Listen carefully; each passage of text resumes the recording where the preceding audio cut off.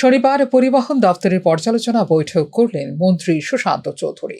রাজ্যে দুর্ঘটনায় মৃত্যুর হার হ্রাস করার জন্য গুড সামারিটান প্রকল্প পরিবর্তন করে রাহাবীর প্রকল্প চালু করল রাজ্য সরকার। এক্ষেত্রে দুর্ঘটনাগ্রস্তকে প্রথম 1 ঘন্টার মধ্যে হাসপাতালে পৌঁছে দেওয়ার জন্য সংশ্লিষ্ট ব্যক্তিকে 25,000 টাকা দেওয়া হবে বলে জানিয়েছেন মন্ত্রী সুশান্ত চৌধুরী। সেই গুড সামারিটান স্কিম বর্তমানে পরিবর্তন করে রাহবীর স্কিমে পরিণত করা হয়েছে। এবং গুড সামারিটান প্রকল্পটা কী ছিল? স্কিমটা আগে যে কোথাও যদি কোনো অ্যাক্সিডেন্ট হয়, ওই অ্যাক্সিডেন্টে যে ইনজিউর্ড পার্সন থাকবে তাকে সেখানকার যারা স্থানীয় জনগণের মধ্যে যারা গোল্ডেন আওয়ার বলে 1 ঘন্টার মধ্যে হাসপাতালে পৌঁছে দেবে, তাকে 5,000 টাকা ক্যাশ পুরস্কৃত করা হবে। কেন্দ্রীয় সরকার এই গুড সামারিটান যে স্কিম, সেটাকে আরও জনগণের কাছে পৌঁছে দেওয়ার জন্যে, মানুষকে এই অ্যাক্সিডেন্টের হাত থেকে রক্ষা করার জন্যে এর অর্থটা আরও বৃদ্ধি করেছে। 5,000 টাকা থেকে সেটাকে বৃদ্ধি করে 25,000 টাকা করা হয়েছে।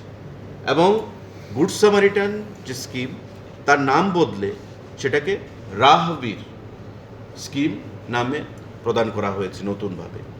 এবং তাতে বলা হয়েছে কিছু ক্রাইটেরিয়া আছে, যে অ্যাক্সিডেন্ট হলো, সেই অ্যাক্সিডেন্টে যে ইনজিউর্ড পার্সন তাকে সেখান থেকে হাসপাতালে পৌঁছে দিতে হবে গোল্ডেন আওয়ারে, এবং ওই স্থানীয় পুলিশকে সেটা রিপোর্ট করতে হবে।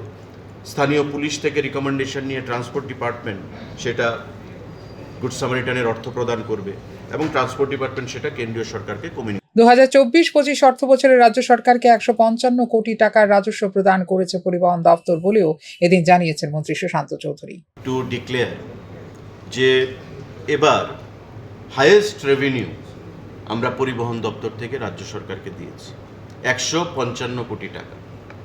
এবং ক্যাশলেস সিস্টেম চালু হওয়ার পর থেকে এই আমাদের যে রেভিনিউ জেনারেশন, তার মধ্যে ট্রান্সপারেন্সি এসছে, স্বচ্ছতা, এবং অর্থের যে পরিমাণ রেভিনিউ জেনারেশন সেটা আরও অনেক বৃদ্ধি পেয়েছে। Highest ever revenue generated by transport department. রাজ্য জুড়ে বর্তমানে 400 কোটি টাকার প্রকল্পের কাজ চলছে পরিবহন দপ্তরের। এই সকল প্রকল্পের কাজ সময় মতো সম্পন্ন করার জন্য সংশ্লিষ্ট দপ্তর আধিকারিকদের এদিনের বৈঠকে নির্দেশ দিয়েছেন মন্ত্রী সুশান্ত চৌধুরী।